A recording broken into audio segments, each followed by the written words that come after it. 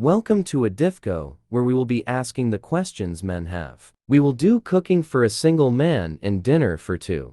We're all about straight talk for the modern man's man. From fixing cars to mastering the computer, from leveling up at work to decoding relationships and even social media. So sit back, grab a beer, and engage. In this video, Dr. Sanjay Gupta will try and explain why blood pressures are not as important as a person's general health status. Hi guys, my name is Sanjay Gupta. I'm a consultant cardiologist in New York. Today I wanted to do another video on blood pressure and why the numbers are not as important as we think. Okay, so right, now the first thing to say is there is nothing that generates more anxiety than high blood pressure numbers. Okay, as part of my work, when I do a clinic, patients come, they have their blood pressure measured by the nurses, and the first thing that everyone worries about is, oh my God, what was my blood pressure? What was my blood pressure? And what I wanted to try and do is try and make things slightly clearer, because I don't think the numbers are that important. So let me try and explain this in a simplistic sense so that you can understand it. Okay, the reason blood pressure is considered important is because if people have a persistently elevated blood pressure, then there is evidence that they are at a higher risk of heart attacks and strokes over many years. Okay, and if you can lower the blood pressure, then there is evidence that it reduces that risk by about 25% as a ballpark figure. However, it is not as straightforward as just lowering the number, and I'm going to try and explain this by using an analogy. Okay, so imagine you're visiting a construction site, okay, and you see a sign on the construction site, which we often do, which says people here must wear a helmet. People who are visiting must wear a helmet. So you have to say, why do these people need to wear a helmet? And the answer is that the chances of something falling on someone's head are high, and if they were wearing a helmet, that could reduce their risk of dying from injury by 25%, an arbitrary figure. But this is true for wherever we are. So, for example, I don't have to be on a construction site. I could be sitting in my study here talking to you, and if the roof on my head decides to collapse and I were wearing a helmet at that time, then the helmet would still reduce my risk of dying by 25%. But the chances of the roof falling on my head are very, very low whilst I'm in my study compared to if I were on a construction site. So in some ways, there is more to it than just the idea that a helmet protects you. There has to be something more to it.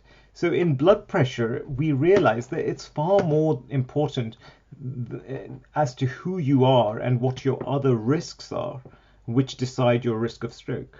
So let me give you an example. There was a very interesting study, or an interesting paper by Erica Wallace in Heart Journal 2002, which was called Cardiovascular and Coronary Risk Estimation in Hypertension Management. And what they found, what they demonstrate is this. They said that actually, let me just bring this up. Yeah, they took two patients, they demonstrated two patient groups. Okay, both patients had a blood pressure of 150/96.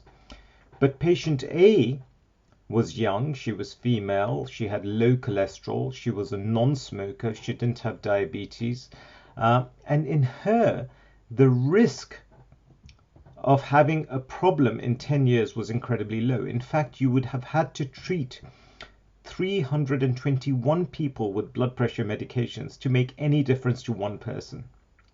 However, there was another patient with the same blood pressure of 150/96. He was male, he was much older, 65, his cholesterol was high, he was a smoker, he was diabetic.